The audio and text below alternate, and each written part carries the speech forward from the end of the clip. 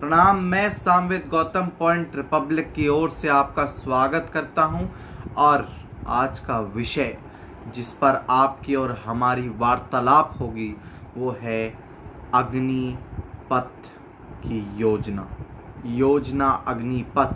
वह 4 वर्षीय योजना जिसने पूरे भारत में या कहें कि पूरे मेन शहरों में कोहराम मचा रखा है। इतना घिनौना कोहराम। सीधा मुद्दे पर आए तो मैं ये बताना चाहता हूं कि मुझे बहुत क्रोध, गुस्सा, सब कुछ उमड़ रहा है भारत के भविष्य अर्थात भारत की युवा पीढ़ी पर। भारत की युवा पीढ़ी जो आर्मी के लिए अपना आवेदन देना चाहती है, वो पीढ़ी अभी ट्रेनें जला रही है जी। वही पीढ़ी दंगा करा रही है, वही पीढ़ी जगह जगह आग पुतले जला रही है। पीसफुल प्रोटेस्ट नहीं कर रहे हैं छात्र और ये समझ नहीं आ रहा कि क्यों नहीं कर रहे हैं।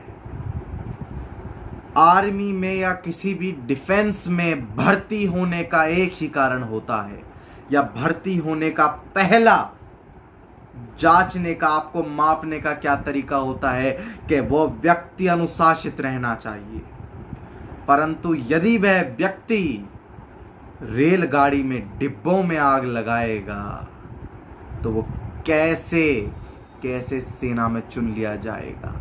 मेरी सरकार से ये गुहार है, मेरी सीधा सरकार से ये गुहार है कि सरकार इनके नाम नोट करे और इन पे कड़ी कार्रवाई हो, एफआईआर दर्ज करी जाए और कानूनी कार्रवाई इन पर करी जाए। मेरे लिए ये भारत के लोग नहीं हैं, ये भारत के छात्र नहीं हैं, ये आतंकवादी हैं। आतंकवादी क्या करता है? भारत की संपत्ति को बर्बाद, नष्ट करता है और उसके सिविलियंस को, भारत की जनता को कष्ट पहुंचाता है। यही दोनों काम किसने करे हैं? इस भारत के भविष्य ने, इस भारत के युवा ने, ये भारत के छात्र ने ऐसे काम करे हैं। इन्हें शर्म नहीं आती? डूब के मर जाना चाहिए। मैं ये स्पष्ट रूप से कहता हूं। भारत ने, तुम्हारा भारत सरकार से विरोध है किसी भी नीति को लेकर, किसी भी योजना को लेकर, आप शांतिपूर्ण तरीके से प्रोटेस्ट करें, शांतिपूर्ण तरीके से अपने आंदोलन को आगे ले जाएं। परंतु अहिंसा करना, रेलगाड़ी के डिब्बों में आग लगा देना, ये बहुत गर्व का काम है। उन छात्रों ने हमें गर्व की महसूस कराई है कि विश्व स्तर पर क्या भारत की इमेज रही होगी, क्या भारत का दिखाया हो कि उसका छात्र, भारत का युवा ट्रेन फूंक रहा है। और क्यों? क्योंकि सरकार ने एक ऐसी योजना लाई है जो वह उसका विरोध कर रहे हैं। ऐसी सरकार ने योजना उनके सामने 4 वर्षीय योजना ला कर दी और अब मैं उस योजना के बारे में बताऊंगा कि कितनी स्पष्ट और सही योजना है अग्निपथ योजना। कि अग्निवीरों में जो आक्रोश दिखाई दे रहा है, उस आक्रोश को नष्ट कर दो। सख्त से सख्त कार्रवाई हो, क्योंकि इस योजना में कुछ भी ऐसा नहीं है जिसके ऊपर इतनी बहस करी जाए। आरा में, गोपालगंज में रेलगाड़ी जलाई जाए, आगरा और लखनऊ में हिंसावादी प्रोटेस्ट हो। सरकार 17.5 साल पे, और जो व्यक्ति 10वीं पास हो उसे लेती है, उसका आवेदन मंजूर करती है, जबकि असली आयु 21 वर्ष है किसी भी नौकरी को पाने के लिए, 21 से 25 साल तक। खैर 25 साल तक फिर भी रहेगी, पर 17.5 में आपकी 10वीं का रिजल्ट सर्टिफिकेट आपको मिला और उसके बाद आप 4 साल आर्मी में रहेंगे तो 12वीं का भी सर्टिफिकेट आपको मिलेगा। सरकार के द्वारा आपको 12वीं का सर्टिफिकेट मिलेगा। तो ये 2 साल आपके कहीं नहीं गए। गए कहीं 2 साल, और उसके बाद जब 4 साल की नौकरी करने के बाद हाथन में तुम्हारे नोट होगा, रिटायरमेंट पे 12 लाख रुपए होंगे, तब तुम कोई कारोबार क्यों नहीं कर सकते? कर सकते हो ना कारोबार, तब कोई व्यक्ति कारोबार करेगा। बाबा मुख्यमंत्री योगी आदित्यनाथ जी ने एवं हरियाणा के मुख्यमंत्री मनोहर लाल खट्टर जी ने और बाकी बीजेपी के अन्य मुख्यमंत्री भी कहेंगे कि मैं अपने राज्य में, या फिर ये हर मुख्यमंत्री करेगा कि अपने राज्य में जो भी 4 साल की भर्ती दे गया, 4 साल आर्मी में काम दे के गया, उसको आगे आने वाले स्टेट या इंडियन लेवल पर हर एग्जाम में उसको प्रेफरेंस मिलेगा कि you have serve the nation, now you are getting the preference. मैं दाखिला करूंगा, मेरे 90% है, उसके 85% हैं, जस्ट एन एग्जाम्पल, तो उसको मुझसे ज्यादा प्रेफरेंस मिलेगा, उसको मिलेगी नौकरी, जिसने 4 साल वह अग्निपथ योजना के तहत अग्निवीर बना रहा। और तुम्हारे हाथ में 12 लाख रुपए हैं। अब मुझे यह समझ नहीं आता कि स्थिरता जब 24 साल की उम्र में मिल रही है, तुम्हें किसी भी व्यक्ति को जॉब में स्थिरता 24 साल की उम्र में मिलती है, 24 साल पर 22 साल में तुम्हारे हाथों में 12 लाख रुपए होंगे, और तुम्हारा यदि दिमाग शातिर है तो उससे कितने कारोबार कर सकते हो तुम। रिटायरमेंट पे 12 लाख सरकार देगी, और उससे जितने कारोबार करे जाएं, युवा के द्वारा जितने कारोबार करे जाएं, उतना ही देश सेल्फ एम्पावर्ड होगा। ये आत्मनिर्भर भारत की और एक कदम है। मुझे तो ये समझ नहीं आता कि क्यों फालतू बकवास बातों पे ऐसे छात्र घिनौनी हरकत कर रहे हैं। ये आतंकवादी सुनो, और सुनो पूरा विपक्ष ने जो दिशा गलत दिखाई है किसी भी छात्र को या किसी भी बालक को, तुम्हारी कोई भी नीति काम नहीं आएगी। मैं आपको स्पष्ट तौर से कह सकता हूं कि अग्निपथ योजना जो 4 वर्षीय योजना है, वह देश के लिए, पूरे राष्ट्र के लिए और सर्वप्रथम आपके लिए हमेशा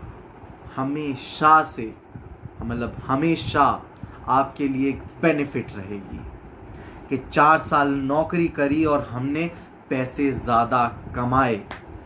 हालांकि 4 में से एक व्यक्ति, 25% ऑफ 100% पीपल जो इस अग्निपथ योजना में गए हैं, वो आर्मी में और आगे बढ़ाए जाएंगे।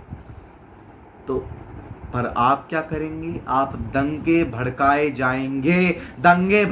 जाएंगे, आप रेलगाड़ी जलाए जाएंगे। बंद कर दो ये सब। यदि तुम्हें देश सुरक्षित देखना है, तुम आर्मी वाले हो, किसी आर्मी वाले से पूछना।